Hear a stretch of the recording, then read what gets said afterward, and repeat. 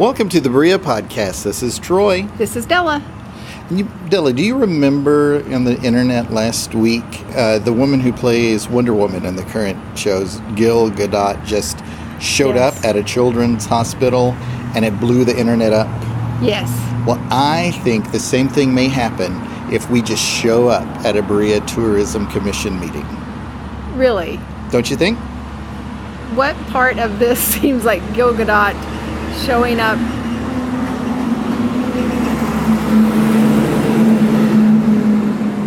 At a children's hospital. I think there's still a chance. We'll just have to see. If right? you were wearing a Wonder Woman outfit, it may blow up the internet. But for different reasons. This is audio. I may be right now. You don't know.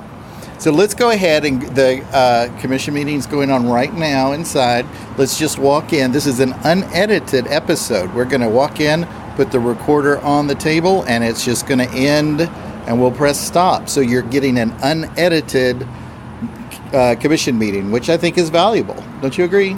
Sure, yes. All right. But we don't have to do any of the talking. I'm most happy about that. All right, great. Well, thanks so much for listening. Talk to you next week. Bye.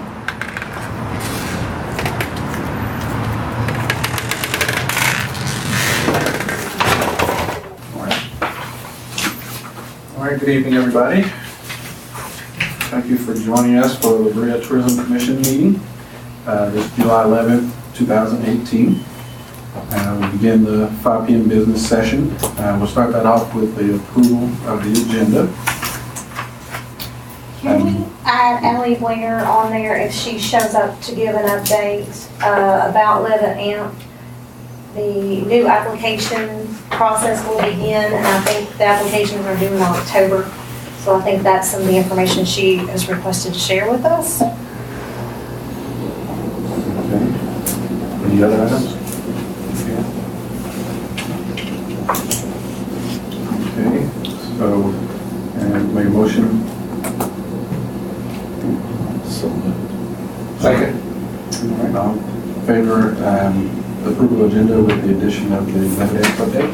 All in favor? Aye. Aye. So moved. Next item will be the approval of the June 13th meeting minutes. If you review those, you just need a motion.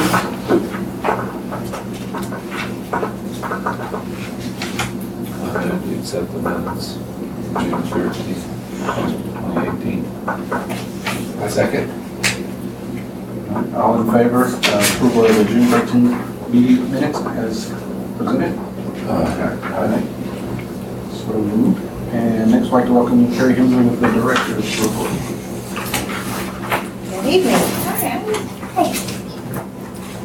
As far as cash in the bank, as of Monday, we had $481,713. On communications,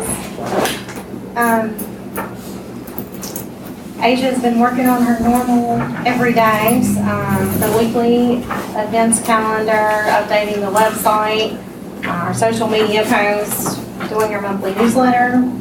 But in addition to those things, she's done some interviews promoting the Craft Festival and Festival Learn Shops through KYT and LEX. A new project that she has been working with in addition to Jeffrey Carpenter and the Art Accelerator program is to get some folks together to create window displays with art around town. So that's a project that's just getting started, so we'll see where that goes from there. Is that just going to be abandoned buildings, occupied buildings? Not necessarily. It's actually some citizens in town had the idea and have been working on it. Ollie Drezek came up with the idea and has been spearheading it. It's kind of her baby. But she knows Jeffrey and I, and we were brainstorming after our quarterly training on how we could integrate things like event promotion in the window displays. So I reached out to one building owner to see if we could do like a changing display for big events happening in town. So like right up to Spoon Bread Festival, we could do a spoon bread related display. And of course, Jeffrey has a lot of experience in window displays. He led the training on that. And so we were brainstorming how we can incorporate that into her project that is trying to, it is focusing more on not abandoned buildings, but ones that don't currently have businesses occupying them to, and some that do.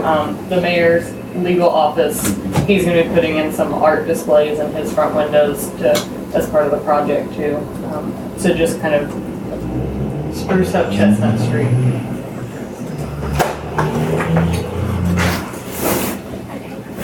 As far as our social media, each one of them has increased somewhat, but if you take a look at the Facebook, people reached where we're doing our ads with brands, it's went up exponentially. Last time the reach was 51,000, and now it's up to 305,274 people. So that's amazing, and we're really glad to see that. Workshops, there's still time to register. There's classes that can be filled. A lot of the popular classes are filled up, but there's many more to choose from. So I encourage everyone to register at visitberea.com. And our website gives very detailed information about the classes, what you have to have. Some require special shoes or things like that. So we want everybody to come and take a class. Hey, Gary, looking at catalog, the cost of all of those workshops, some of them are pretty expensive. I don't see too many low-cost workshops in there.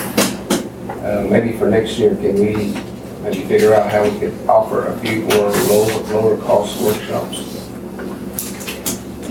Yes, I think we can. I mean, Yeah. you know, when you get, I don't know what the average cost is. I didn't do the math here, but About $74. $74.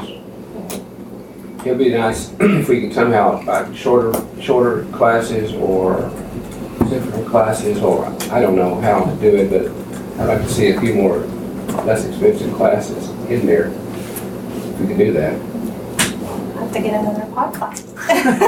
Podcasting. Okay. We are up to, as of yesterday, 1,153 tickets sold. That's about 10,000 more in revenue than this time last year.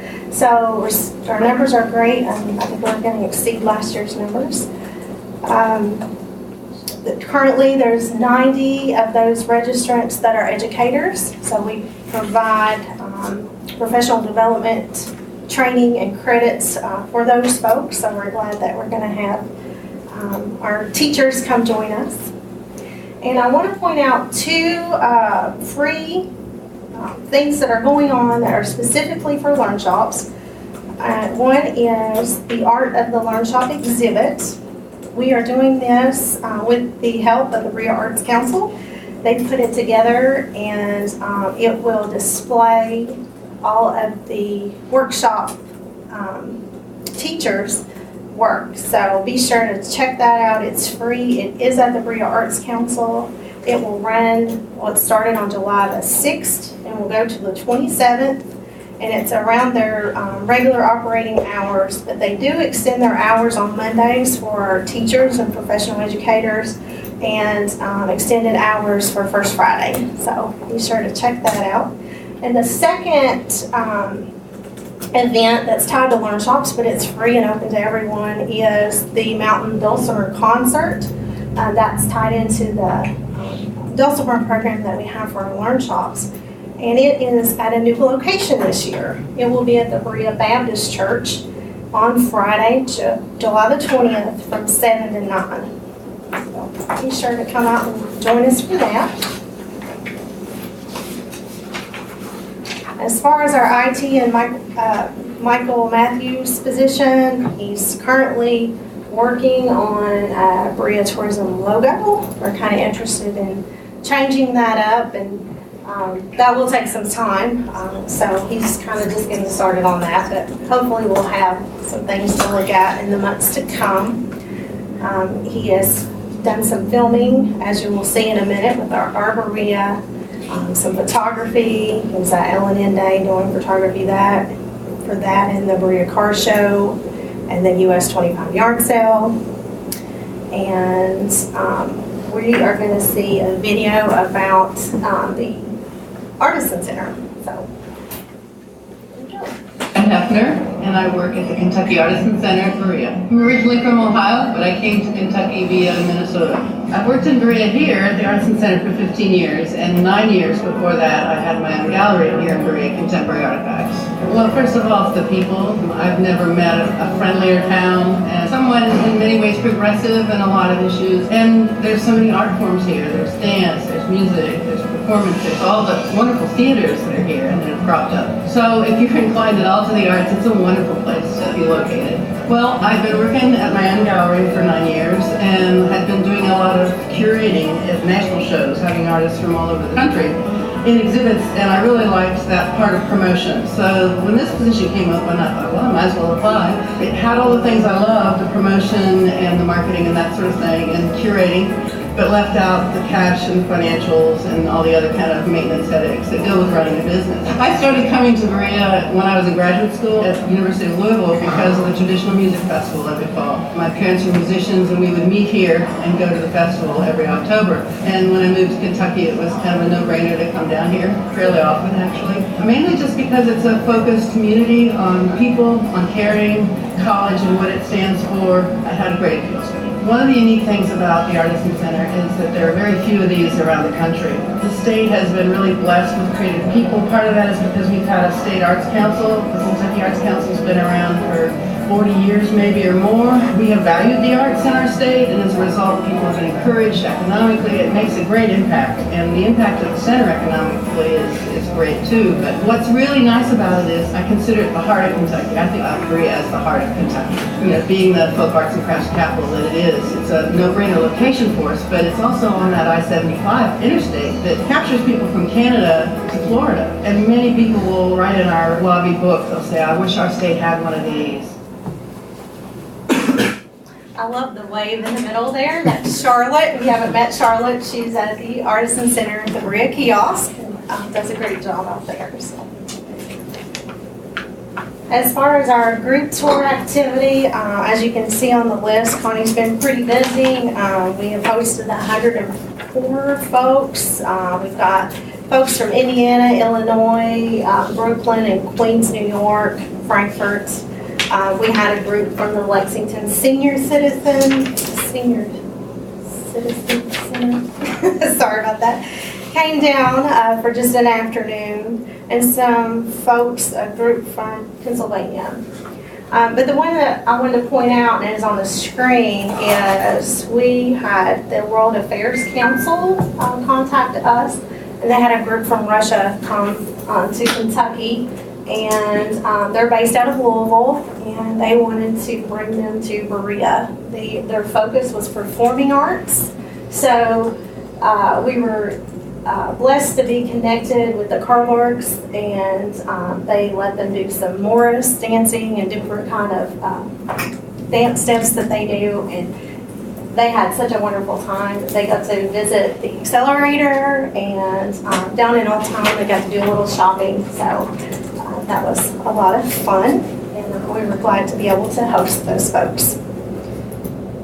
Most of them didn't speak English, so the language barrier was an interesting thing, but when you have dance, kind of everybody, that's pretty universal in music, so it turned out really nice. As far as the accelerator, Jeffrey and his crew have been really busy. As you know, the new fellows have just started, and they will be here later on the agenda, so we can meet them and they can just talk a little bit about them getting started and their mediums and things like that. But as far as June, they had 378 visitors at the new location and $285 in sales.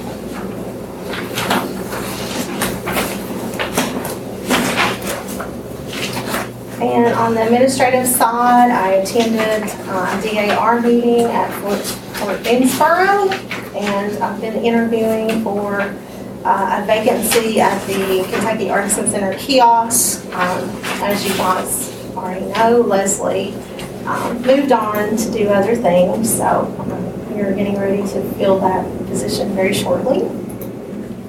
And upcoming, we have so many events and things to participate in. Of course, we've got the Levitt Amp on Friday night. The Berea Craft Festival starts Friday. It's Friday, Saturday, and Sunday. Festival Learn Shop starts Friday, and it goes all the way to the 27th.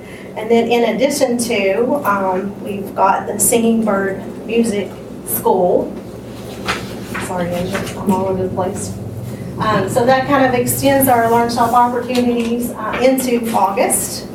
And then there, of course, is Swing for a Cure on the 27th. And then I mentioned the Mountain Dulcimer concert that's free already at the church.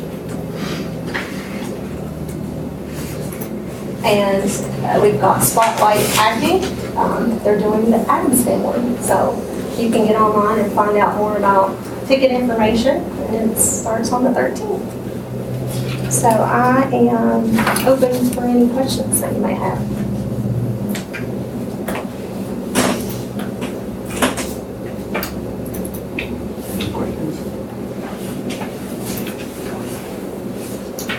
All right, so we would like to welcome up brand advertising. Career update.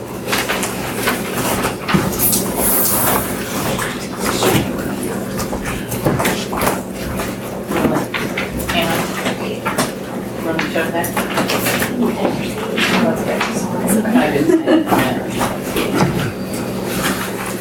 Thank you for having us. We're going to talk about June and some of the things that we have had going on. Still busy in our world also, as Carrie said, a lot of events, a lot of things happening for June and July. So first, coming up in print, we did an ad for the Berea Citizens, a quarter page ad we've been doing monthly. We call this the calendar ad, which has events coming up in Berea.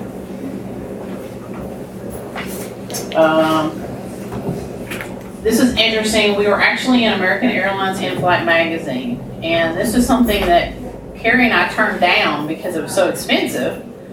And they came back to us, and then we were able to negotiate the rate down to way what they had asked for it initially. So it's a special Kentucky section in their magazine, and they have 5.4 million readers in a month. So the monthly in June will be in their magazine. So if you fly American Airways, you will see our ad in the magazine. You may have gotten one of these in your mailbox this week. They are hitting all through this week. Again, it's event postcard. Mark your calendar. Hopefully you'll stick it on your refrigerator or post it on your bulletin board.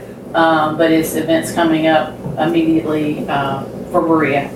We sent these to Berea zip code. So everyone in the Berea zip code will get the postcard. What's the cost of that? I don't know off the top of my head. I can get that back to you. But we sent them EDDM, which is Every Door Direct. So it's the cheapest way to send them out. Yeah, I got it. Yeah. I got it. Yeah, so it's carrier routes. So,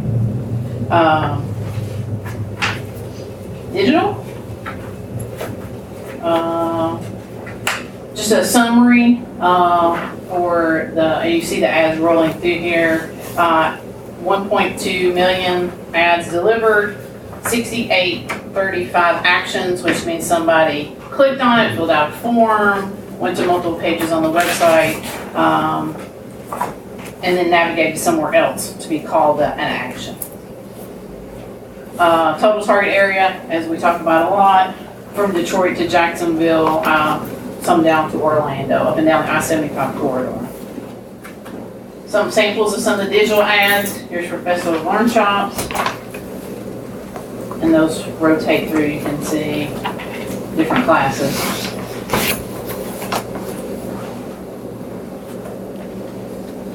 We have the Craft Festival, which those will run through this weekend, through the event. Ads for Levitt Amp. and those click back to a page on the Berea Tourism website that has each individual concert listed individually so that you can see pick by date on your concert. So you'll know who's coming. Some of the social media ads, as Carrie said, that we had a large bump in engagement in the social media ads with the festival workshops and the craft festival. We really amped up the social media ads for this month, for June and July.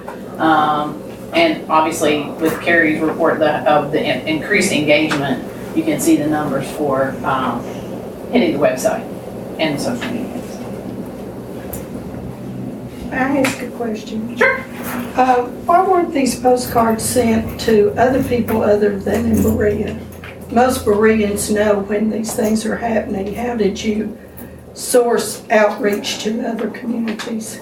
Well, these ads are running all over the state of Kentucky and all and up down I-75.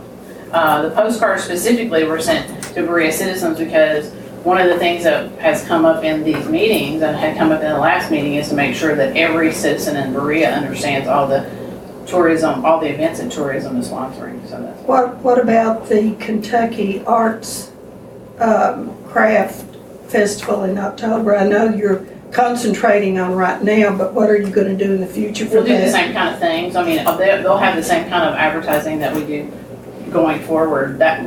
September, that gives to the next quarter, to this quarter, so.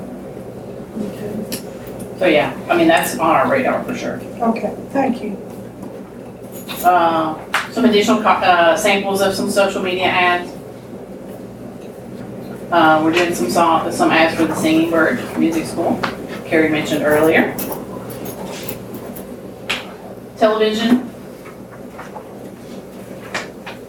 We're running television again up and down the I-75 corridor, some specific advertising in the Lexington market, but they're 15-second spots, so we're running broadcast TV and cable. Cable specifically Discover targeting... Berea, Oops. a vibrant community filled with artisans and innovators, dreamers and doers. Discover Berea, where art's alive. Learn more at visitberea.com.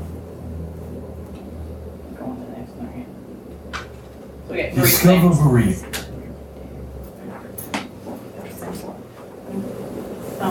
So what are some of the other locations along 75?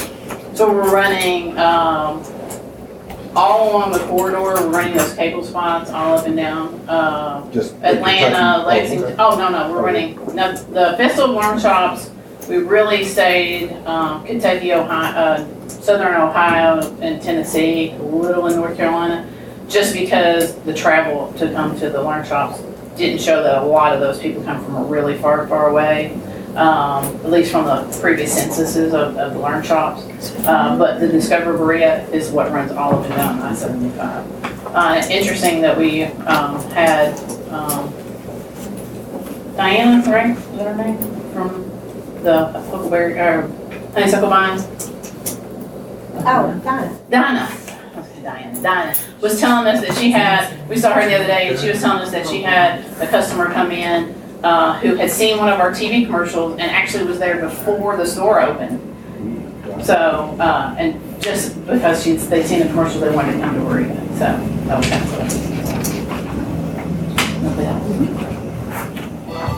Grow your creative side during Festival of Learn Shops, July 13th through the 29th, only in Berea. Learn and create. Register today at visitberea.com. And you may have seen these because these are also running in Lexington right now, as is this craft festival. Discover the Berea Craft Festival, July 13th through the 15th. Arts, crafts, shopping, music, food, and fun. Complete details at visitberea.com. The other thing we're doing is OTT. OTT is over-the-top television, and that basically is television streamed to your digital device. Whether you're using a Fire Stick, a Roku, an Apple TV, smart TV that you have at home, we can deliver ads on those devices specifically targeted to networks that we're looking to. Same thing that we're doing with cable networks, but delivering to the cord cutters. And again, that's all done I-75 corridor, and we delivered in June 53,248 commercials.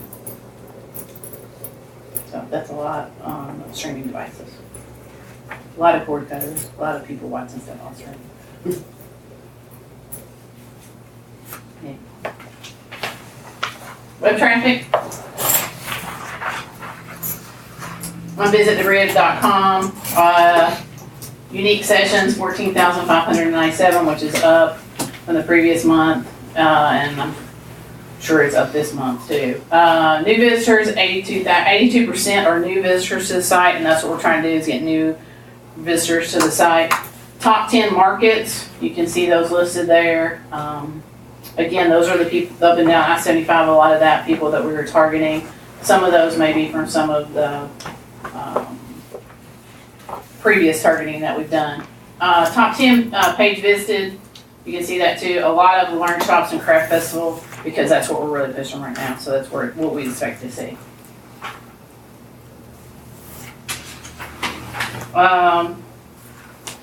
Budget, we showed you that last month. This is for this new budget for 2018, 2019, and upcoming events that we're talking about promoting. Levitt Amp, obviously, upcoming soon. The Celtic Festival, Spoonbury Festival, and the Mountain Folk Festival, along with the other crafts. Any questions? I heard on WKU, Tourism and Arts Council, commercial. That was it. You're buying that too? Yes. Yeah, well, good. Yeah, and we're also doing some, this is July, so that's next month's report, but we're also doing some Kentucky News Network, so there's 90 different stations in the state that are running commercials for the events. So. We also, I don't know if, sorry if Rick, that's what he heard, but we the Levitt Amp series has tourism and. Yes, mentions both organizations. Yeah, that's from us. There's some different. So you were buying those spots? Yes, Yeah. WKU is a sponsor. Oh yeah, the radio. Oh yeah, because EKU is a sponsor of the Yes. Levitt Amp, so those are probably what you heard. Yeah. So how's the other project coming along? Well, The video project? the video project, we interviewed 12 or 14 people, and that's coming along. We'll be able to show you that at the next meeting. So, interview Carrie on Monday, so. All right, so any other questions for Brandon? All right, thank you very much. Thank you. Appreciate the work you're doing. All right, looks like we've been joined by our guest. So we'll turn it over to Jeffrey and the Art Accelerator. Oh, surprise. I knew they were coming, but I didn't know I was hosting. Okay, three of them are here. Cynthia, I don't know where Cynthia is. She was supposed to be here. She knows about it, but I'm sure she's coming in from the woods, but she's been taking a lot of time collecting wood in the woods. We have Cinnamon Callan. She is our ceramicist, and she's a graduate of Berea College, and she is from Alabama. We have Stacy Sizemore, who is our digital photographer and also a ceramicist, and she is from London area, Kentucky. And then we have Jesse Albert Glenn, who is our acrylic painter, and he's from this area. He's been around a lot of different places, but I'm sure. Berea's home. Yeah, so Berea's home. So, Cinnamon, why don't you share a little bit about yourself and some of the things that you've experienced in the last week coming on board. Well, my name is Cinnamon Callan. I graduated Berea as of last year. With a major in technology and applied design, and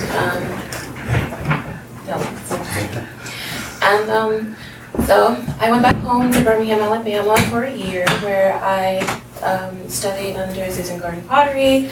I worked in her studio, and I also worked at Maine Birmingham as an instructor. So I have at least like 5 years experience doing ceramics. And so coming back here, it's been interesting coming back to my home away from home, Berea.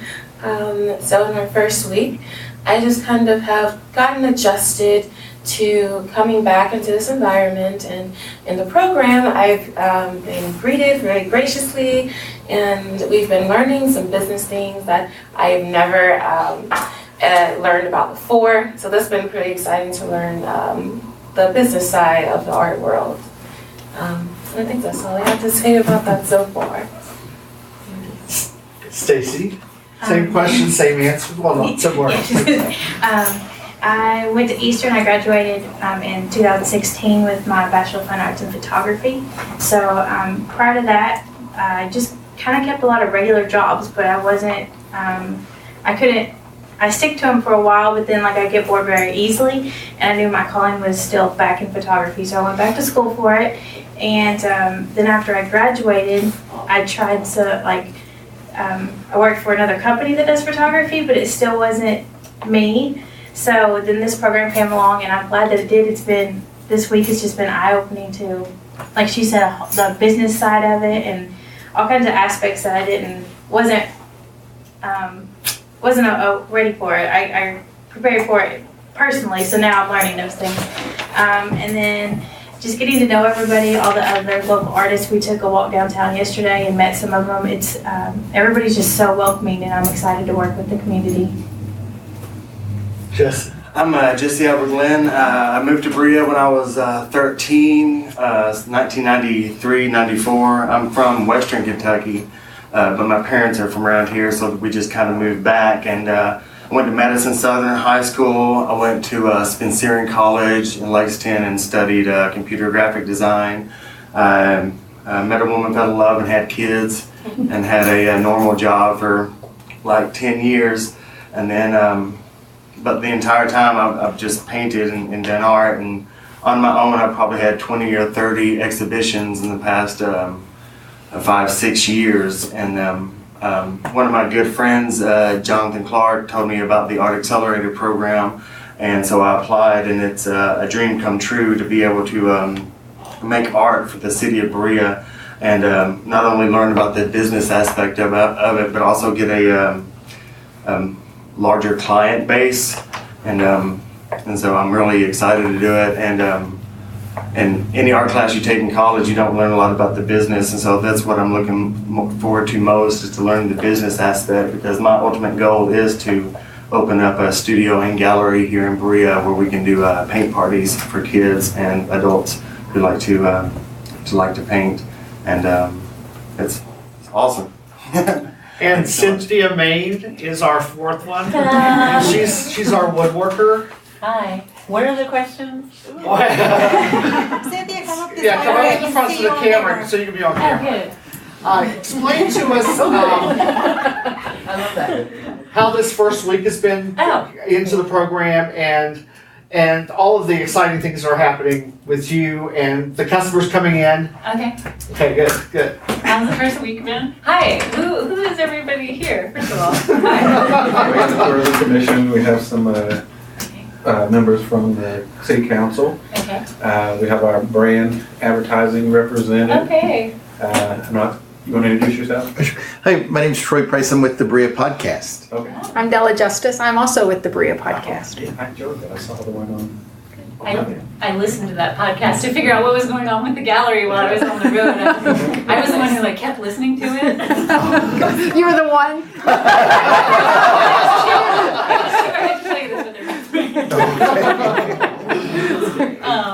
How has the first week been? It's been really full. So I moved here kind of hoping that this was going to work out. My partner, he's from Knoxville, and I'm from North Carolina, and we've been living in the Midwest, and we kind of wanted to make a return south, and we actually weren't thinking of moving at all. And we came and stayed with some friends in Berea, and we were just like, whoa.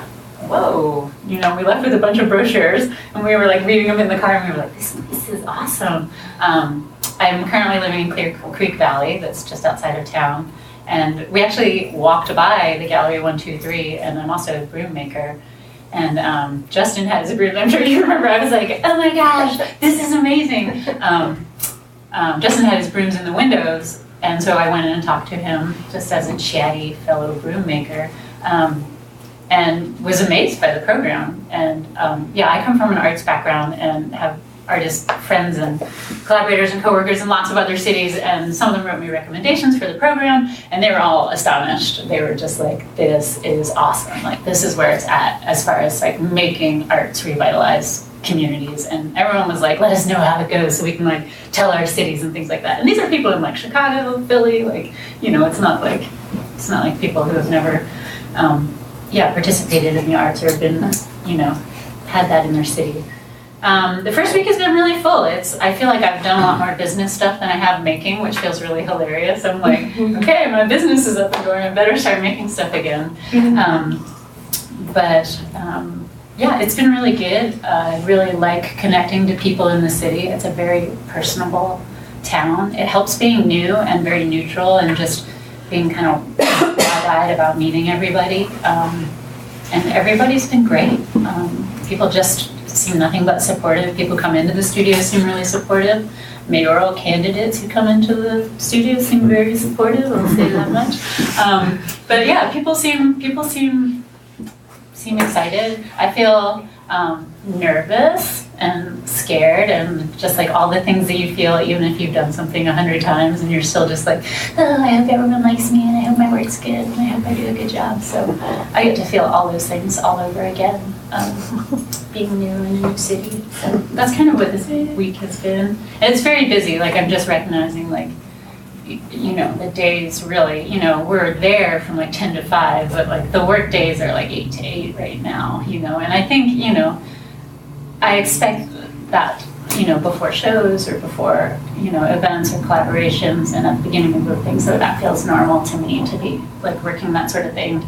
But it's to do something I love, so that feels really exciting in a community that seems really supportive. It seems very synergistic. I mean, I chose to move here because of this town's support of the crafts. So that seems like a good fit so far.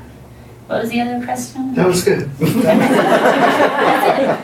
Just to remind everybody, we're having our big gala where the citizenry of Berea, more tourists, can meet these folks and see them in work on the 25th. We're having Christmas in July. Santa Claus is going to be there. We're going to be singing Christmas carols, having Christmas snacks. I'm trying to find a source of eggnog, and it's hard to do in the summertime. But please come. It's from 4 to 7. I've got a nice young man that's going to play the piano for us there, so we can do sing-alongs and things. It's just a big community activity for that Wednesday night from 4 to 7 on the 25th. And I'll be giving away a large painting or print. So when people come, they'll put their name in a drawing, and I'm just going to give it away, Christmas, winter themed. So free art's always good.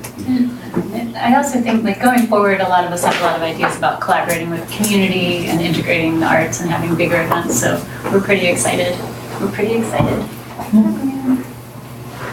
Great. Thank you very much. Thank you. Now you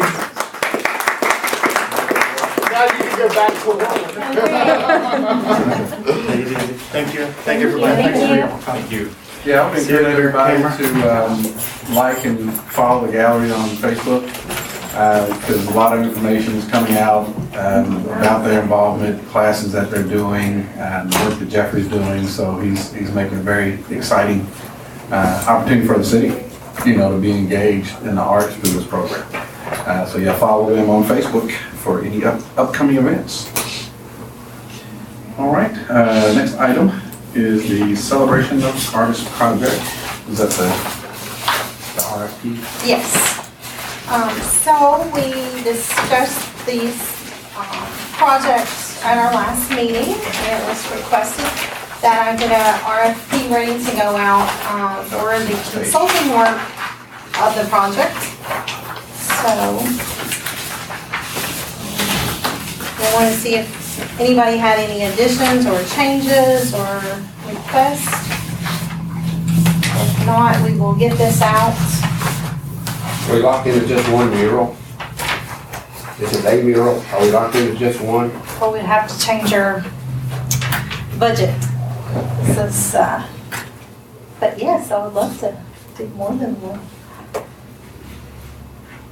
We would have to change our budgeting. mean, I don't know what each mural costs, but And, you know, it's probably, or kind of what I've got envisioned is putting the RFP out there of what the actual project is, and then hiring consultants. And then once that happens, creating the committee. And then the committee, we can decide, you know, how many murals that we want, who the artist will be, what the theme of the murals yeah, I will mean, be. my only suggestion would be, the committee might say, well, we do a little more flexibility in than just saying. One. Yeah, okay. Yeah, we certainly can do that. Does everybody agree with that? It might be helpful, Carrie, if you were, when I called you and said, can't we do more murals? You might want to explain what you explained to me, because it was helpful. About the wayfinding and the connections. Yes, so, we put the money in the budget, and thankfully it was approved for the project, where it includes benches that would allow for sitting and relaxing throughout the town. It would encourage, I think, more walkability from the Artisan Village to College Square. The mural, I think we should do more. I want to do more murals. We would probably have to adjust the budget, but we need to select a theme and a topic of what we want these messages to be. And there's several prong approach with the murals and the benches. Well, with the murals, we can tell a story and we can celebrate our artist. We can turn it into a wayfinding project by adding an arrow or directions on how to get from one place or how to get somewhere. And then, of course, the big one is celebrate art in our community and create and encourage more public art. So that is the thought process with the murals. And it is also a attraction that people would want to come and photograph the murals and take a picture with them. The benches, we wanted to work more closely with the city to encourage walking in our community. I think it would help, like I said, with the connectability. When we were doing the wayfinding project with the signage, that's one of the challenges that we had, was connecting the different districts in town, because walking up the hill is a little difficult. So we thought, if we can reroute folks to come down Adams Street and then go up on the college campus. And the college is very open for us to do that. So we think, having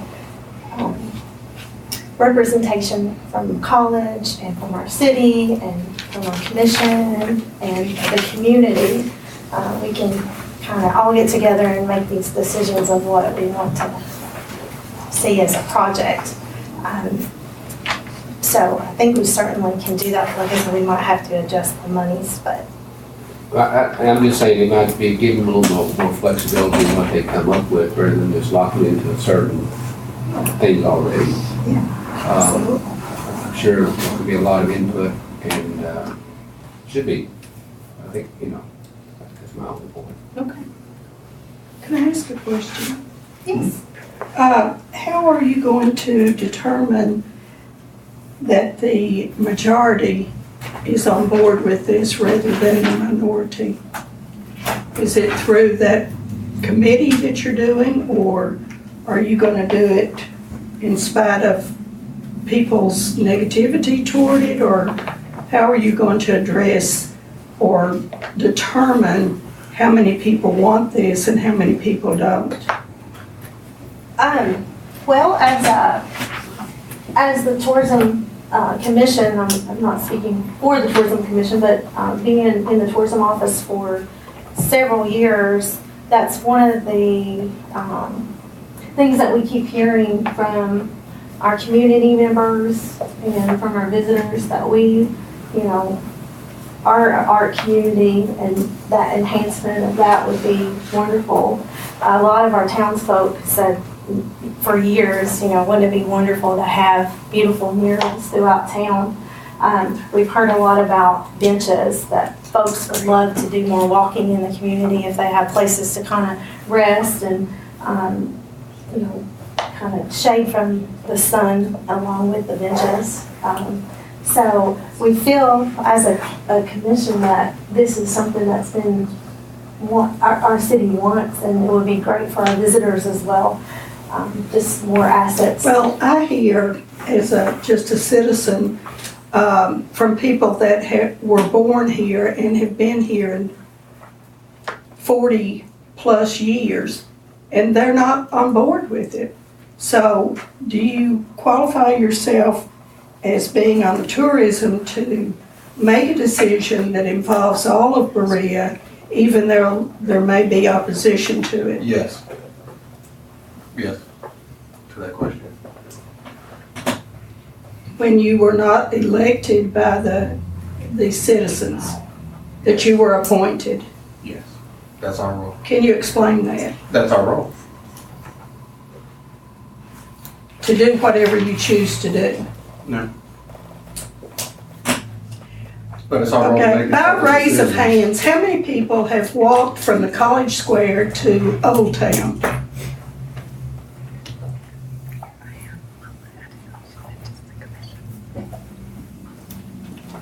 So places like this is an opportunity for people to come out and speak. So if people feel as strongly as you say they do, when we have our meetings, coming in and participating with the process is how they get their voice heard. But it doesn't matter what they say, you're gonna go on and do what you want to do. Is that correct? That's not what they're saying. I think there's always going to be opposition, no matter what's proposed. There's going to be people that like it and people that don't. But I feel like our role here in the Berea tourism is to promote tourism. And I personally feel like this is a good way to do it. Regardless.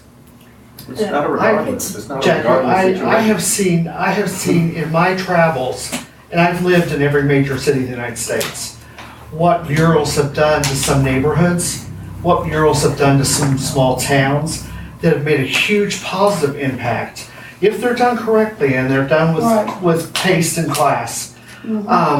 Lake Placid, Florida is one example. I would encourage you, and if you know other people that aren't sure about this, is to look at Lake Placid, Florida as an example. It's a very small town on the scale of Berea. My parents lived there outside of Lake Placid, and the first thing they wanted to do was to take me into Lake Placid to see the murals. Jeffrey, we gotta go on Saturday to see the murals. We'll go and have breakfast there, we'll go walk around, when we have lunch, it'll probably take us long enough to do that. I loved it, I thought it was amazing.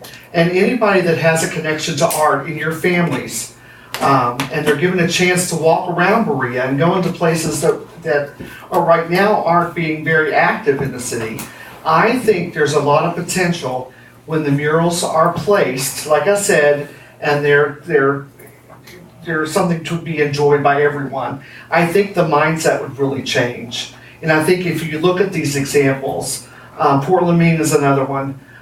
They've taken those huge oil barrels that store oil and gas on the harbor, and they've painted them the most vibrant, and they're very exciting. People go just to see those, and they would never go to that industrial area.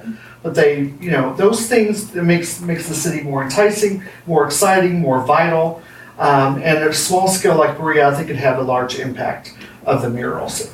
Well, I too have seen a lot of murals and, you know, have enjoyed looking at them. But then I look at the 123 gallery mural that was on the side of that building, which is faded, has not been kept up, is very difficult to tell what it looks like at this point. And I think going in this route that you have to consider the upkeep and if everybody's going to enjoy that. I would like to see Berea revitalized as far as painting buildings and becoming more of a historical district with the history of art and everything than to do the benches and the murals. And I know I've talked to a lot of property owners that have buildings and they said, not on my building. And I'm not going to agree to our money's going to that type of thing. Of course, they also said if a person owns the building, they can do whatever they want to do within a specific area. But as a history-based small town, I think that there should be regulations and guidelines and all of those things as far as doing that. But I have friends that are muralists, and some of them can be very, very attractive. But, you know, I just really sort of don't like the idea of, yes, we're going to do it because we can type attitude. Well, I think we want to do it because we're an arts community, and it shows that we're an arts community. And it also does dress up the city. You know, we're the tourism office, so we have to do things that are in line with our missions. But I think this is kind of several pronged and can clean up the community and promote tourism and bring in visitors all at the same time. Well, you can clean it up by painting buildings. Is formed, what are the guidelines for that committee? Will they have open sessions like we have here when they meet that will allow for? We can set of the the public? parameters, whatever we want them to be. I think that would be important. Again, you know, it's really about, you know, you say you represent many people, those people need to come out in force if they're that opposed to it. You know, just one voice is not going to be loud enough to be heard or to consider. And this is an opportunity to do it, you know, even in our And the meetings. reverse is true too. And, you know, this is One an opportunity voice. for people to do it, you know, to come and participate. I also think looking at the towns that this has helped and vitalize and use them as models, and how did they approach this whole process? And get some of the ideas that they've used on monitoring who the artists were, what the guidelines of the town was, how the owners felt about what they did to their buildings. I think if we looked at the high models, the good examples, I think we can transfer that type of thing onto us to make sure those responsibilities are fulfilled. I really do. So we look forward to recruiting you to be on the committee. Okay. Well, I think Jackie brings up a good point about the maintenance of murals. Yes.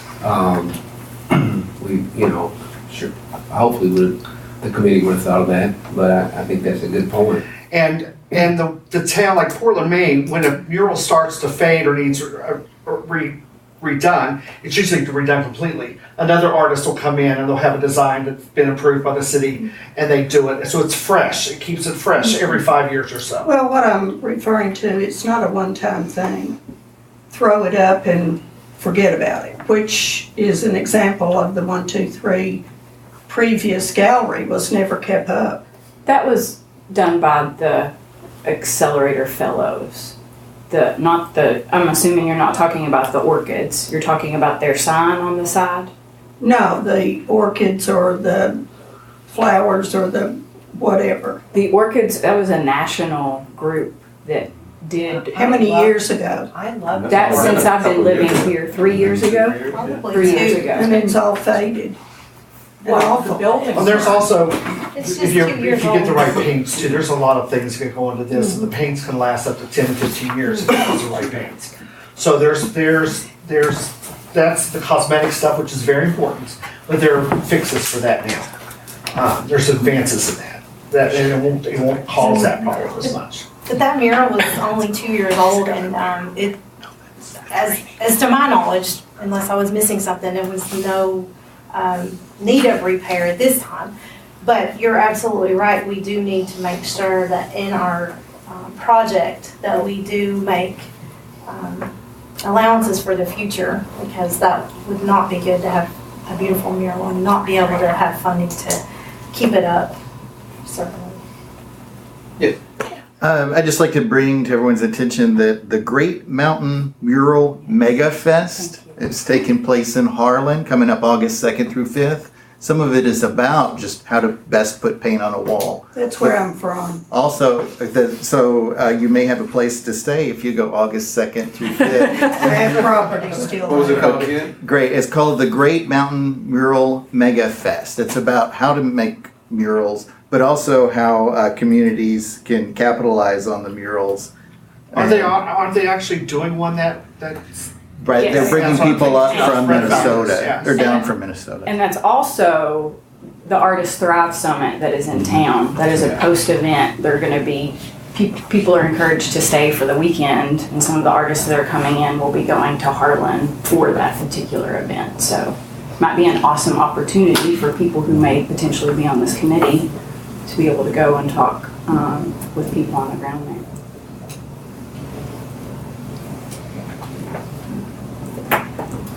Thanks for the input. Again, like I said, Just put a mural on. I really appreciate being in this setting more than the courtroom, what it feels like. So again, I always encourage input from everybody and welcome it. So, and we finished addressing the concerns you had. Yeah, thank you. Cheryl, do you have any other comments? Ken, other comments? Patrick? Carrie? So could we entertain a motion with I have a question. yeah, oh, I'm sorry. So the question I have is, how is this going to be promoted or advertised, the RFP? We're replacing it, and what's the outreach? Yes, so, we could do an ad in the Lexington paper if you request. Of course, the Berea Citizen, we can put it on our website. I don't know how far reach we should. I mean, what about the same thing we did with the director position, where we utilize Indeed to kind of broaden? We did. We can do that as well. And That might be farther reaching and more cost effective than the Herald. The Herald's pretty expensive. yeah, and you can kind of be specific. I read the Herald. Yes. More specific with Indeed. So then, what's the date for it to go out? And I see that you have the proposals must be postmarked July 31st. Do we want to make it that short of a deadline? We can change that certainly. This was just something to show you guys if we think we need more time. Yeah, because I mean, this is going to be a 5-year project, you know, to kind of give it some feet, you know, to have some time out there to get more response. So not hurried responses. Should we do maybe because by the time we get it posted and everything, maybe the end of August? Would that be reasonable? And leading up to that, you know, we can just give us updates on. And then I will Pace of change the terms where it doesn't specify murals, it just says murals and not Could be for this. And we'll get it out there and see who responds. And what's just to throw this out, the likelihood of we get the committee together, people look at the pluses and the minuses, and they come back and say, well, the murals may not be the thing to go, maybe the thing to do right now, or it may not be the benches. Does this leave room for that? Well, I guess that might be a handy question. I know it's very, you know, like I said, I feel the same way. There's been a lot of people, you know, over the years. And/or, Yeah. we can do that. Just to leave that open. I mean, I too discussed it for many years that, a lot of people are interested in those things. But, leave the door open for other creative ideas. I think since the thing is going on in Harlan on August 2nd and 5th, if we had a committee, some committee members on that committee could attend that, it'd be a big opportunity that we missed if we didn't make some committee members, or at least send somebody over there to look, talk, and gather information. Jeffrey might be a great person. I'm pretty good at Harlan. I don't need Dramamine if I'm driving. I was also just planning on going on personal level. I've been there several times. Yeah, all right. All right, so And- we need a, In the, this is a question. Do you think with the draft RFP, the way it's written, that it's clear enough that the respondents are going to be delineating a process? It's talking about who they're going to be working with. Do we need any more methodology in here, or do you think leaving it open? I personally think leaving it open gives us a little more leeway for the project. For a project of this nature, it does have to be somewhat specific to get what we want. But I'm open to revamping it or looking at it again before we send it out. do you have something specific? Sure. Well, we're talking about recruiting and convening a committee. We're talking about working closely with Berea Arts Council on components of the project, including dissemination of, an RFP for the work that would be proposed.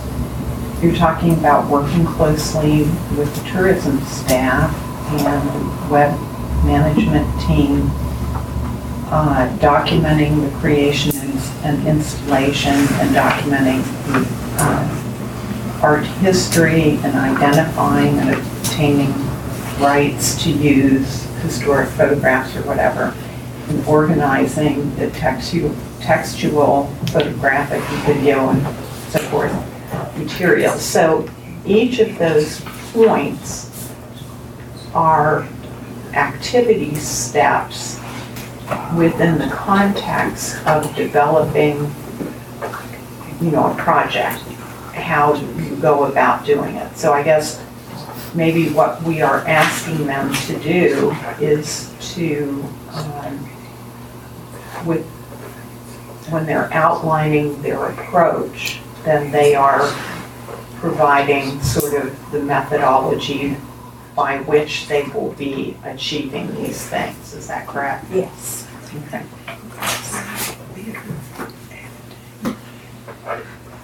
So I think with this proposal, we will get more specific responses for what we've envisioned from the presentation that we had last month. If we wanted to be more generalized, we can certainly do that as well. I was just thinking that we kind of had. No, we have the tasks. Okay. Because I think So this will they will then be submitting proposals that will tie it together with their methodology for how to get the goals accomplished. Yes. So if we're clear on, that we want to do murals and the benches for this phase one, I think we'll be good.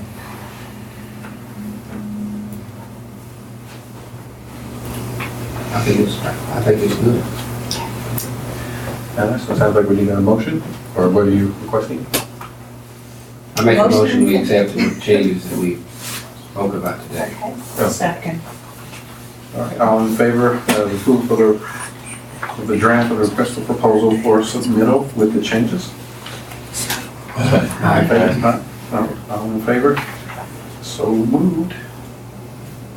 Okay, thank you, Carrie. Thanks everyone for participating in the conversation. So next up, we have an update with Lebanon. Do you need to make a motion to amend the agenda? We did. We did.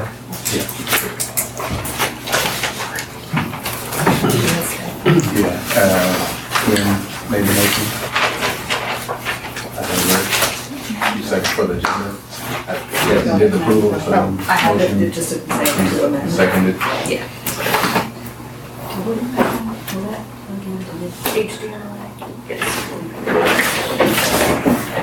Okay. What's your cable time? Right.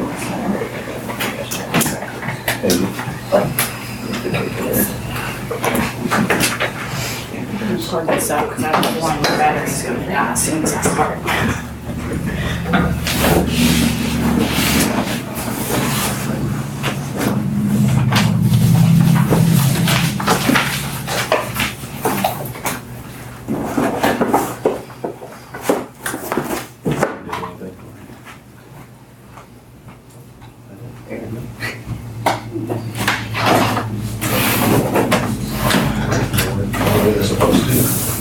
Wonderful when it works how it should. It's exciting because the first presentation that I ever came to present for you all, my first PowerPoint, I guess, that I'd even put together, I didn't have the right converter because my computer was too new for the old community room equipment. And so I had to do my whole presentation without a presentation. So it was, this is good. Hey everybody, how are you?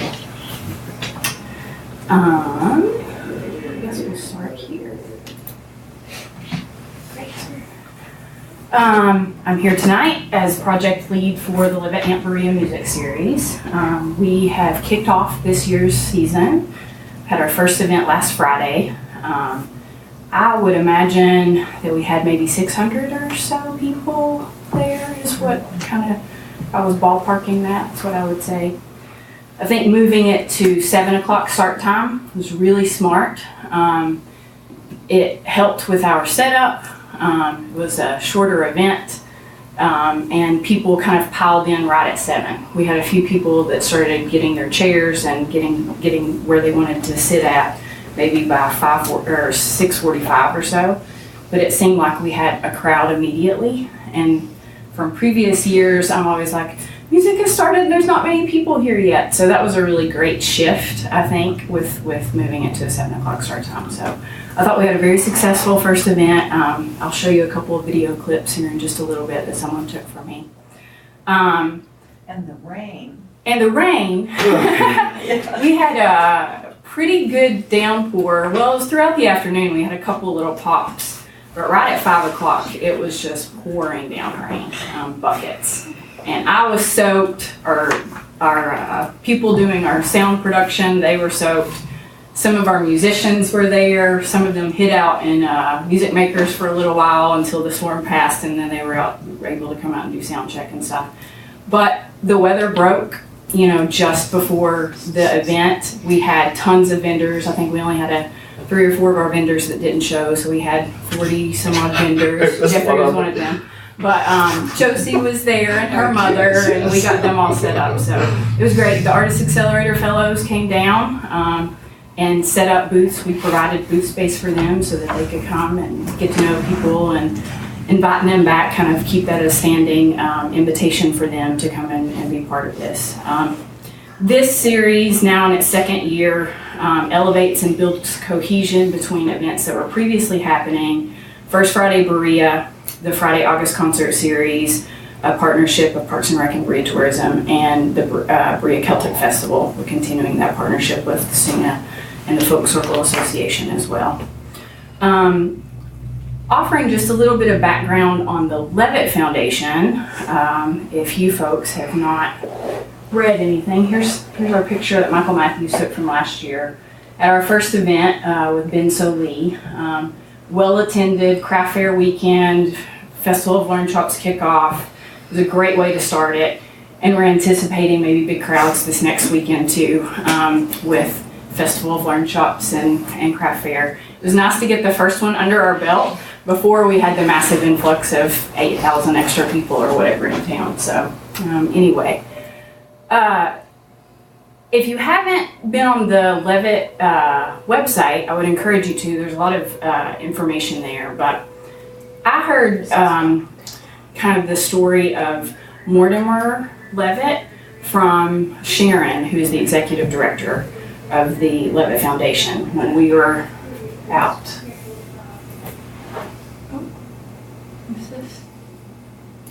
When we were out in LA. You know what I should do? Never do this. Okay. We'll figure it out as we go. I'll just keep talking. Mortimer Levitt grew up in Brooklyn. He was the son of struggling immigrant parents. His father worked as a street vendor on Coney Island, and he would go with his dad to work, and he would go up and down the boardwalk, and he would listen to live music, but he never had the money to be able to go inside and see the performances. So he would stand outside of the gates, and he would listen to music. And at 16, he dropped out of school, quit school, got a job to help support his family. And he started working at a textile factory, I believe it is, and soon worked his way up to salesman position, and evidently was a budding entrepreneur and just didn't know it. He eventually opened his own clothing company that sold made-to-order shirts. And in the middle of the Great Depression, 1942, he had 9 locations and had made his first $1 million. He got married, he met Mimi, who, much different background from him. She grew up in Austria, and they met while she was working at the Museum of Modern Art. And they got married, and in 1948, they became philanthropists supporting youth music programs, performing arts organizations, and educational institutions. They had a summer home in Westport, Connecticut. And so in the 70s, the city was trying to figure out, we want to have live music, we want to have a space for the community to gather.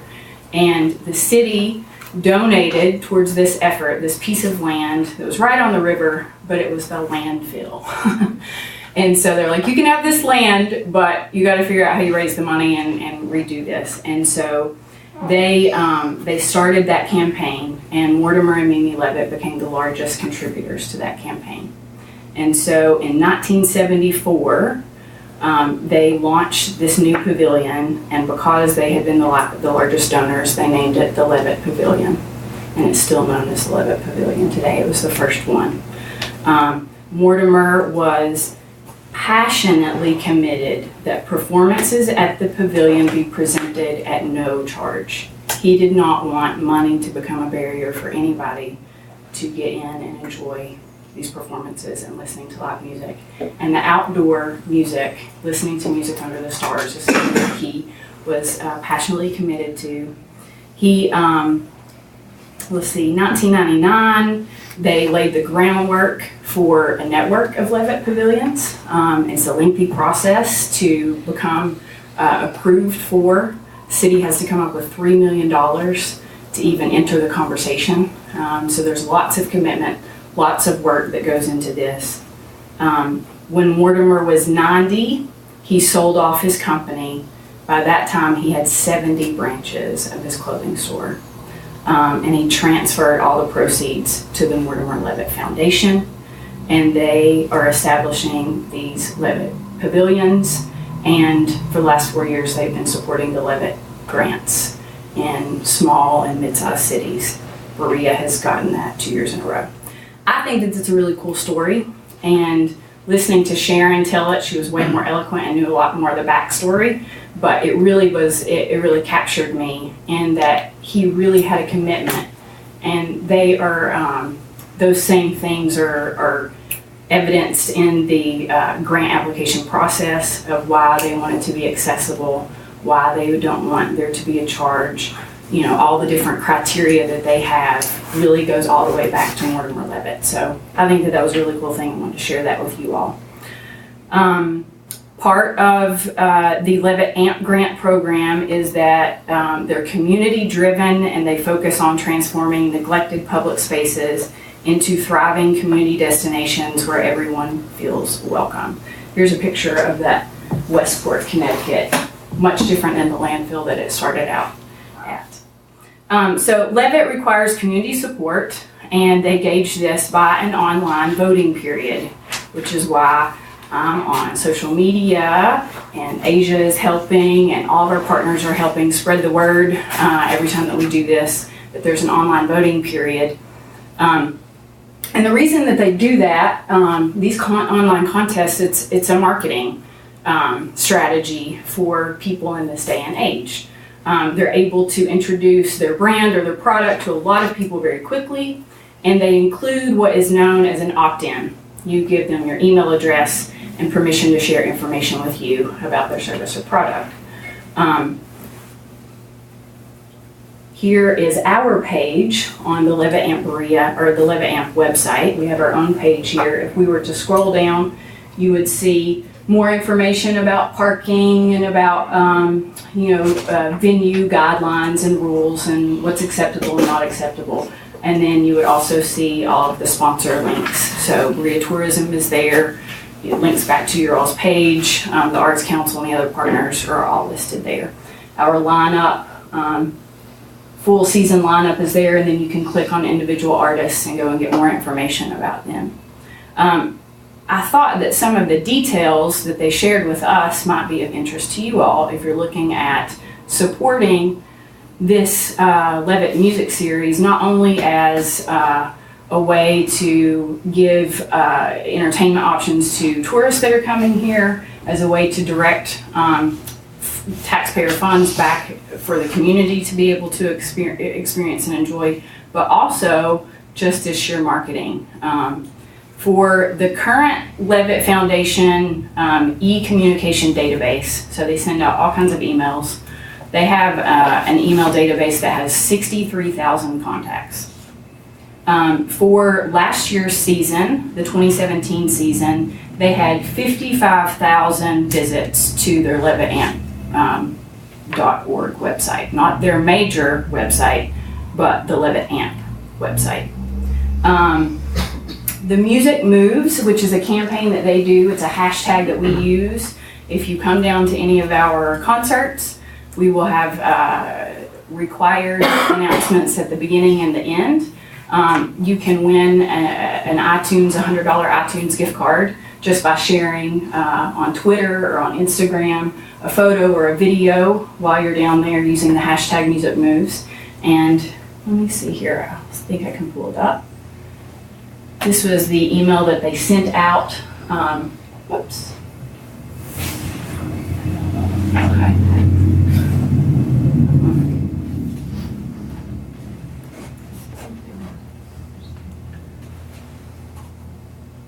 It was working too well in the beginning. I guess so.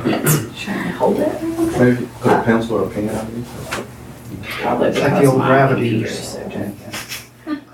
So they sent this email out to everyone this last week, just prior to our series starting. Boom.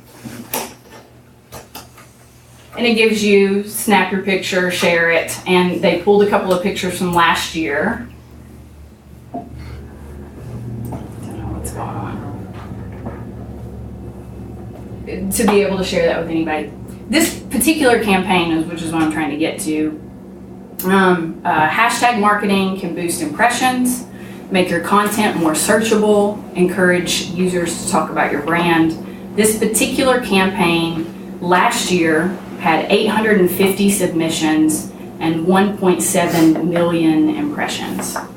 If you go to their actual website, they have a live stream of this. Don't know. Should I switch to your computer?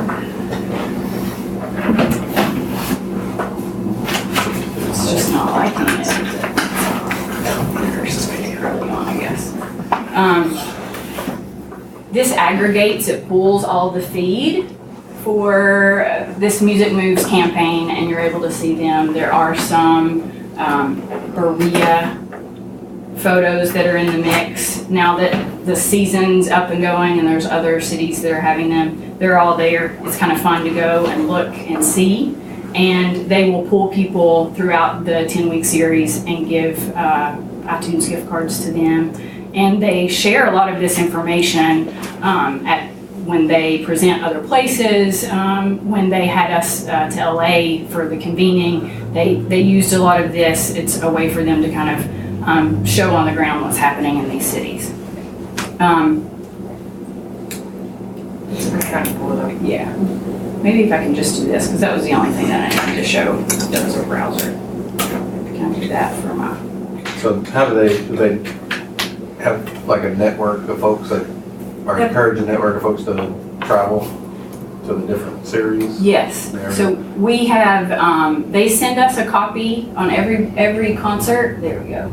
Every concert location, every AMP grant location.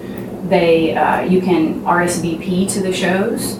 You can sign up to volunteer, and they send us that information weekly throughout the series. So we've already had people who have gone here and RSVP'd to our shows, and they're not from Kentucky. So that's kind of cool to get that information and to know that people are going to travel here for specific shows. That comes to us through Levitt. We not only have gotten a lot of press from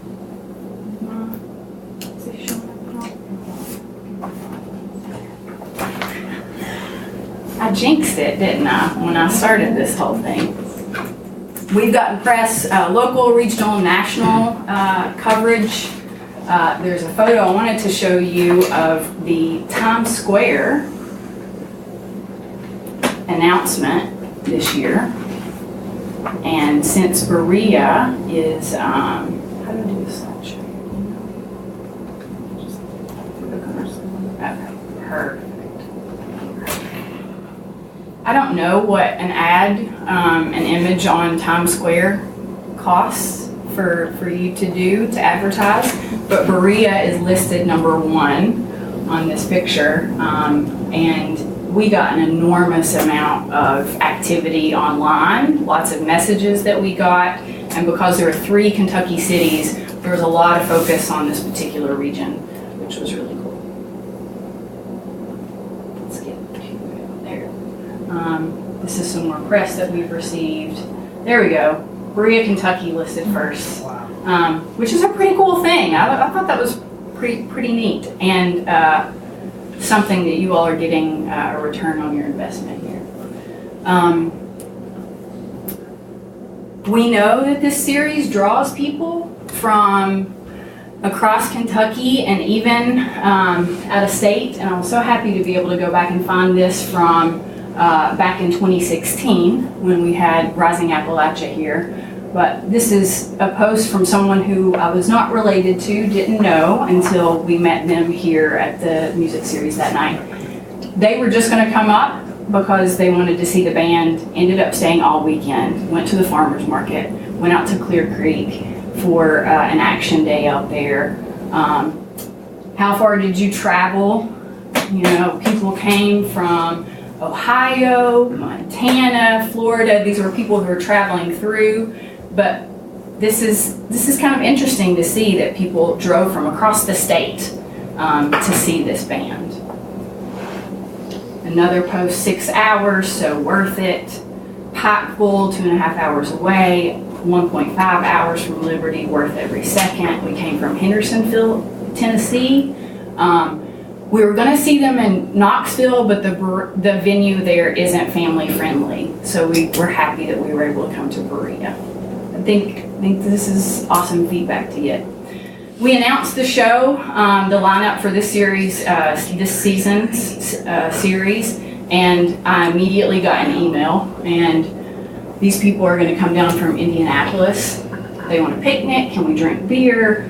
Will the band that we love be going on first or second? So this was within, a day or so of announcing that we got this information, and then showing that this is tourism, and this is something that our guests really enjoy, visitors here enjoy being able to do. This is some feedback from Peter Hilly, who is the Mesa president.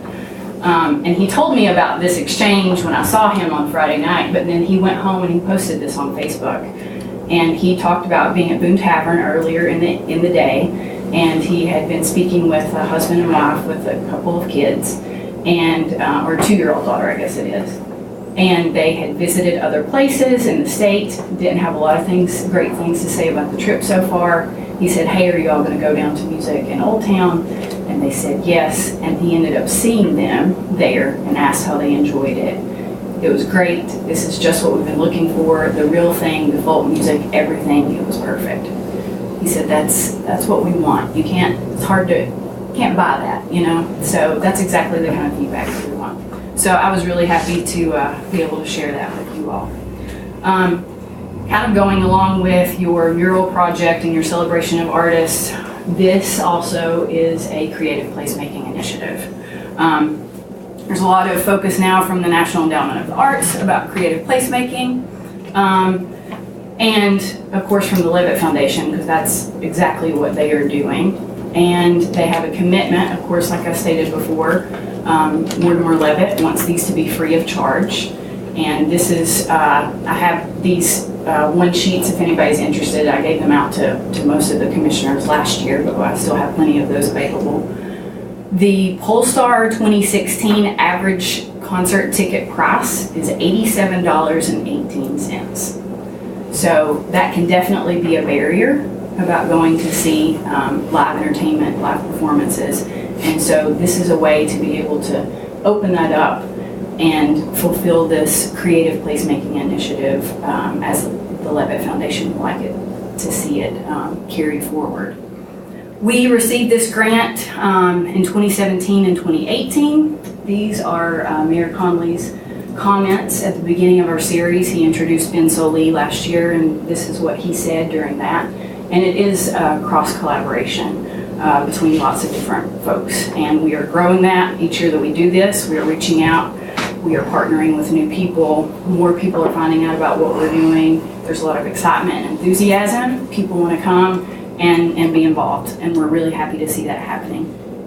Of course, the Arts Council, they have the fiscal responsibility for the $50,000 that we've received from the Levitt Foundation in the last 2 years, in addition to the thousands of dollars of financial and in-kind support it takes from within the community to produce this series. The budget for the 2018 series is $90,600. The Arts Council has expanded the way in which it serves the community by embracing this program as a way to present performance art free to residents and visitors and engage different segments of the population. The Tourism Commission has chosen to be the 2018 presenting sponsor of the series, and I want to say thank you to all of you all again for this support. In return for the financial and in-kind advertising and staffing support from tourism and the extensive logistical support from various city departments, the Levitt Amp Music Series is a way for the city to direct taxpayer funds in a way that the Berea community has direct benefit, free of charge. We have developed, I'm pushing the wrong one. We've developed a wonderful working relationship with the Berea Police Department, Public Works codes, various other city departments that really make this event so much smoother. We've learned a lot as we've done this for a few years. I enlist my children. I think I told you all about this before. We put them to work every Friday. They drag out signs and canopies and chairs. My kids are fairly mainstream, I guess you would say. I have a 16-year-old baseball player, 14-year-old math ninja is what we've called him. He sees stats in his sleeps. My daughter is 11. She's a cheerleader and she does plays and in chorus. They love coming down there, and they actually see a lot of their friends when they come to the music series. It's a place for teenagers to come and hang out. They literally take over the streets. Sometimes their bands can be found playing music on the stage. Little kids ride scooters, they play tag, they hula hoop in the grass, and they bond over the bubble machine. By supporting this event, the city is providing activities for our youth. It's a multi-generational event, inviting people from all ages and abilities, ethnic and economic backgrounds, belief systems and political ideologies, and creative self-expression to gather together. The event allows the city to market to younger people, with millennials being our largest demographic engaged on social media. Research says that millennials are experience-driven, and they make many of their consumer decisions based on what they consider to be socially responsible spending.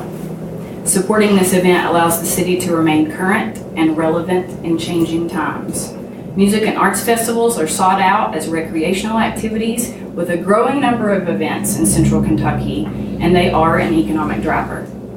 You know, when I came to Berea 5 years ago, the first government meeting that I walked into, there were people sitting on opposite sides of the room, and half of them were in blue shirts and half of them were in red shirts. 50 years ago this year, a shooting occurred at a white supremacist rally in Berea and 2 men were killed. Berea's abolitionist origin story is one of struggle and conflict and one of radical hope.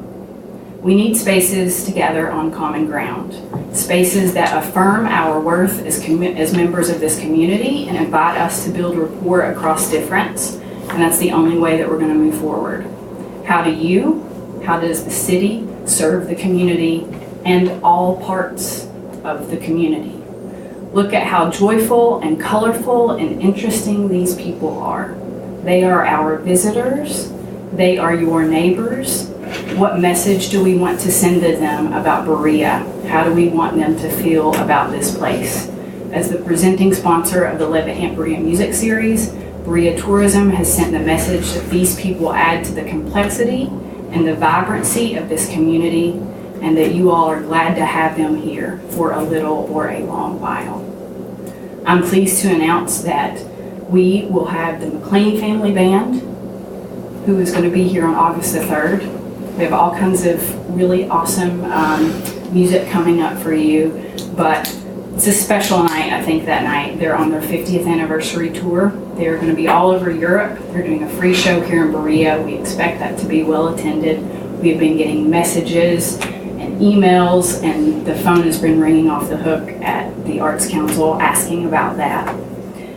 We will also be partnering with Berea Tourism's Festival of Learned Shops and the Singing Bird Music School to not only present the McLean Family Band, but also the instructors and the students will be able to get up and share what they have been doing for that whole week.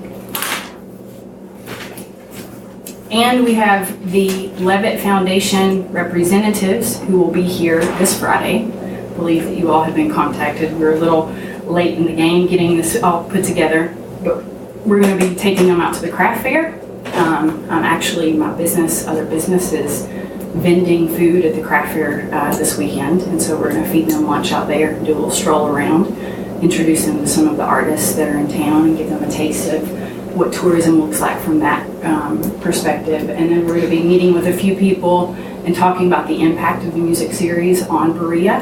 And then we have a reception, which I believe all of you all have been invited to at 5 o'clock at the Arts Council. And then they'll be sticking around for the evening and watching the show and seeing how it works out. I'm here today because we are up against this whole thing if we want to do it again. The application opens for 2019 in like less than a week, July 17th. And the application is due on September the 25th. I was at this month's Berea Arts Council board meeting, and they voted, it was a unanimous vote, that they would like to continue this partnership and try to bring this back to Berea for a third year. And I am here tonight to ask you to continue the partnership as well and to apply for this for 2019 and to give us a financial commitment. My dream would be to see you all match what you have done this year and to consider adjusting the line item in the budget for this particular series should we get the grant to be another presenting sponsor of $10,000. With a $90,000 budget, there's a lot of fundraising, and a lot of that is, it's about $60,000, $40,000 or so with cash expenditures versus in-kind expenses. And we would love to see that the support continue for this. I feel like that it is checking a lot of the boxes, and we're trying to be very transparent in how we report back to you all and the information that we're giving to you and how the money is being spent and that it is being done appropriately and is falling in line with your all's mission and your charge.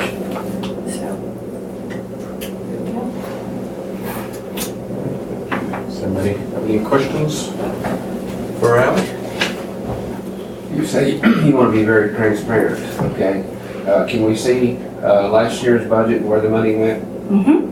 Yes. You can present that to us? Yeah, absolutely. Thought that I had sent that out as part of our,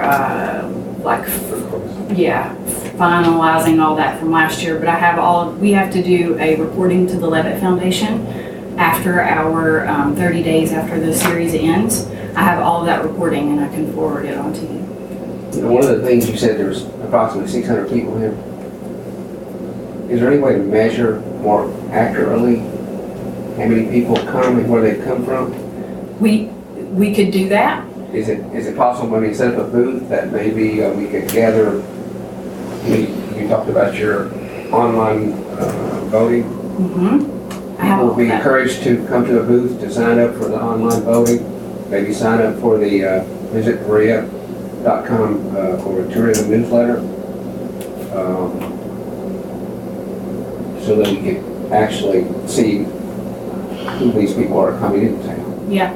Is this something that we could partner with tourism? If we had some kind of, like you said, you had a raffle, encourage people to come and give us their information, or a small gift of some kind of helium balloon or something. Right. Where people come over and give us their information, and that allows us to track where they're coming from, so we can see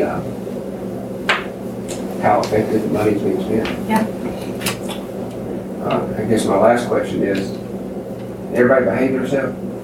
As far as I know, incidents? there was no incidents that I'm aware of that happened within the music series. There was some graffiti that was reported prior to the series starting, and this year or this year, yeah. So if there was an incident, that's what I would classify as an incident, maybe. But no police problems. I mean, historically, from the initiation of First Fridays, you could go back that far to speak on that. We have worked closely with the police. We have had about 4 different incidents that I was involved with that the police were also involved. One of them was a domestic dispute. There was a couple that had broken up and they were both there, and she was with her new fella, and it didn't go over so well. So that was one incident. We had someone who the police actually identified. We have had both plainclothes officers and officers in uniform that are there. They knew that someone's brother had an active warrant, and they saw the brother there, and they figured that the one with the active warrant was also there, and he was. So that happened. We actually had someone who, about 3 years ago, that had been banned from Berea College campus and several other businesses. I believe he was someone who had some mental health issues, and he was causing a disturbance, but it got taken care of very quietly. But I wasn't there Friday night. My daughter was, and she said police officers were going through the crowd giving away badges to little kids? Yeah, we gave them a booth, a community outreach booth, and they set up. We've developed a really great relationship with them, and they are I can't remember the officer's name, but he's like, they told me to just show up down here. Chief Gregory said this is where I was supposed to clock in at, and I'm here to give out stickers, and I don't know what to do. So we got him a table and a chair and got him set up, and then he had someone join him. And then he was also the officer who's on shift who helps us at the end of the evening unbarricade the roads and that kind of thing. So yeah. What about the ADA violations? We don't have any ADA violations. We don't. I thought I heard that we did have some down that area. Not from the events perspective. The city codes department last year determined that we were compliant, and this year we've been working with them and Dwayne Brumley, who is, I don't know exactly what his title is, but he's the city's ADA person now. So all of those things we are doing what we are instructed to do to meet with codes as far as the city is concerned. We went on Friday night, and it was, I was really worried because of the rain. Yeah.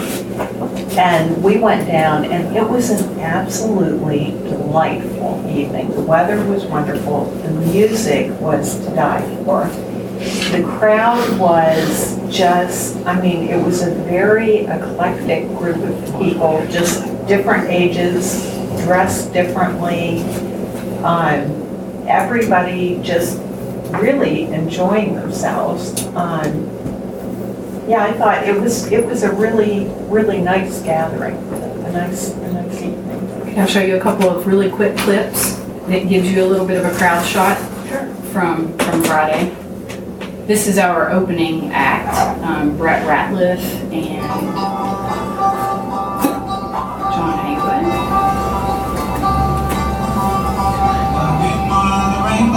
New sound. Yeah, new production.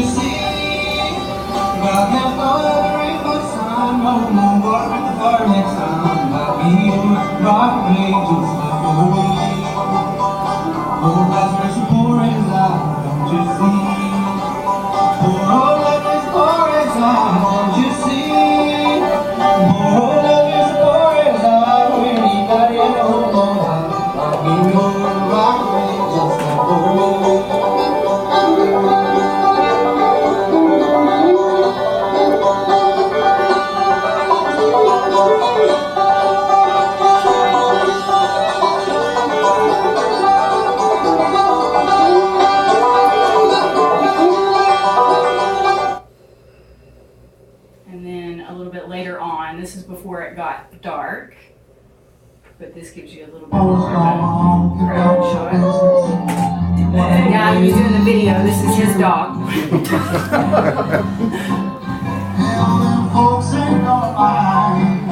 They got the smokestack blues.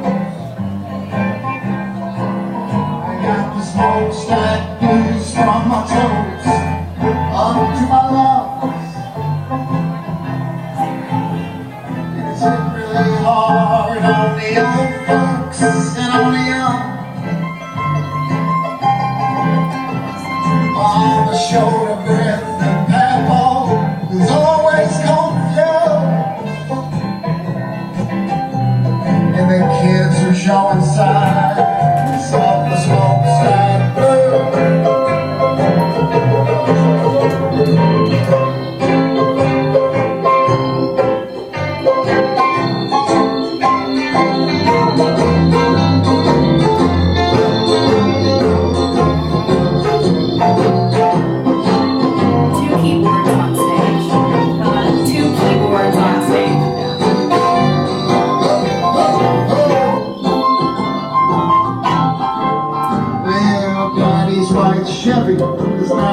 So the reason why nobody was down front is because that was all flooded from the rain. I think we'd have had a lot more people up and dancing down front, but it was, you sunk into water up to your ankles down there. So, we had vendors, so there's other people that you don't necessarily see in this particular shot. Going back to what you asked about, Rick, one of the ways I've looked at how you actually measure it when there's no entrance point, and there's no way to like do a gate.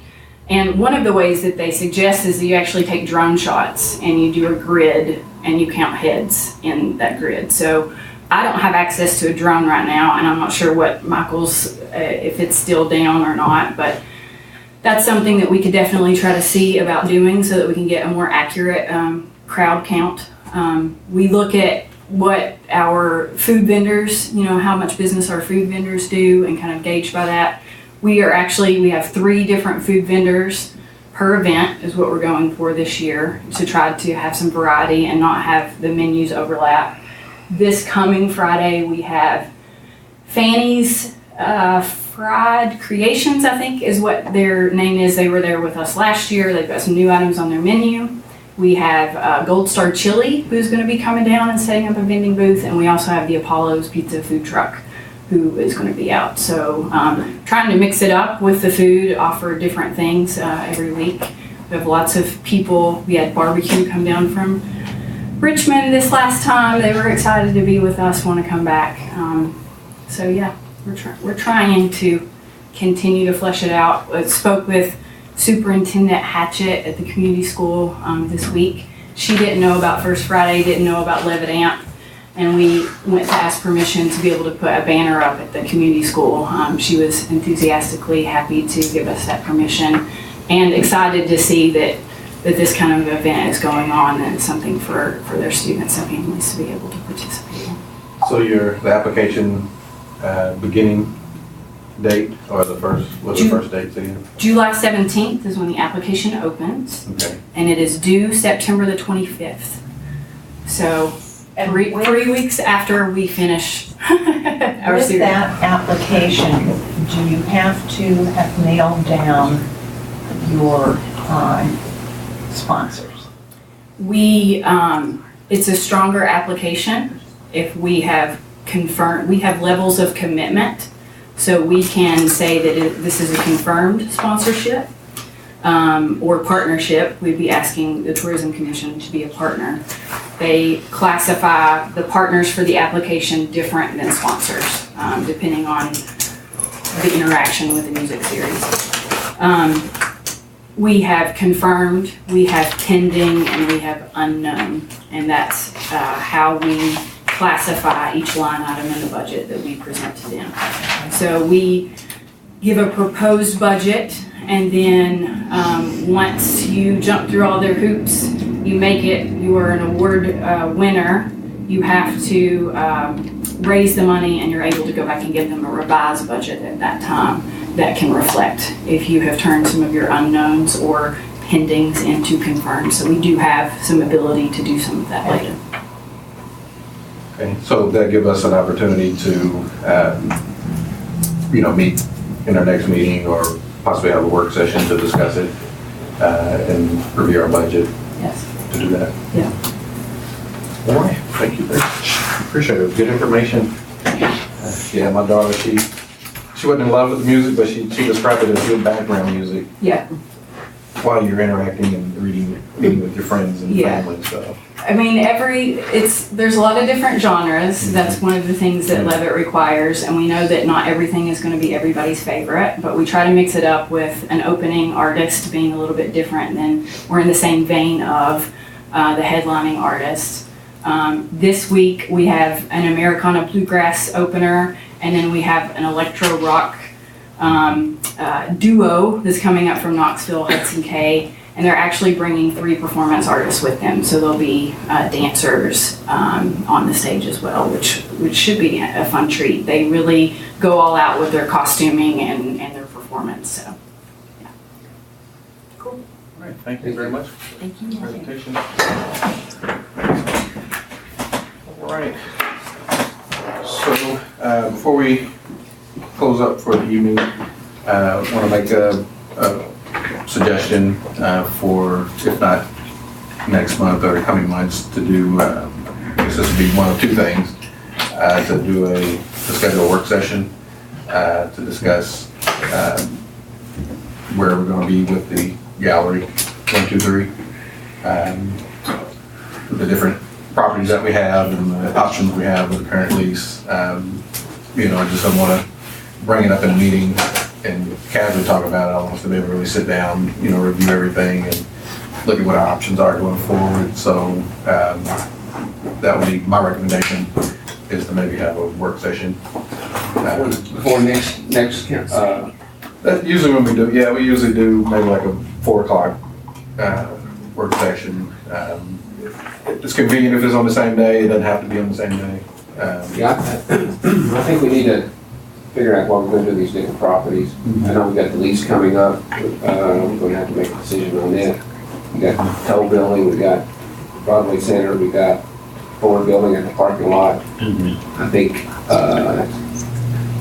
we need to look forward and see how all those properties are going to be used in the future, maybe. Yeah. And that's part of the conversation, just to see, you know, what our options are going forward, what's the best direction to go. And then the second would be, you know, to get an opportunity to review the budget, or review the budget from last year, look at the impact that it's had, and make a decision on, you know, how we want to contribute and support going forward. I don't know if that could be a combined work session, or if it, you know, one in July, one in August, or no, this is July. One in August, and then one in September, you know, but we can kind of communicate, you know, to find out, you know, what would be best, you know, if we need to do 2 in the next month. But wanted to put that on the table to see if everybody's agreeable with putting that on the agenda. I really think that it's a good idea to have a work session. We do have, decisions that we need to make with regard to the accelerator. We've got a decision to make with regard to the contribution to hopefully next year's 11 AMP series. And both of those things are pretty timely in terms of we're going to need to get at it. Yeah. Okay, so I'll task Carrie with organizing that. With that, does anybody have any other comments before we make a motion to adjourn? Anybody want to make a motion to adjourn? So moved. All in favor? Aye. All right, so moved. Thank you, everybody, for coming out and spending their time with us this evening. We had some AmeriCorps Vista volunteers who have been street teaming for us, but if anybody wants posters that you've not received any, you have a break room or a business or a church or anywhere to be able to hang some, we'd love to see you. Thank you. And at the beginning, I mentioned that we were going to not edit anything, but we got to the meeting a little bit early. What we'll do is edit out the part where we were just sitting and talking before the actual meeting began. And I'm putting this just into the audio record to know that we made that decision now and there wasn't anything talked about or anything shared during that point. We just want to, at the very beginning, give some excitement to listen to. So thanks so much for listening.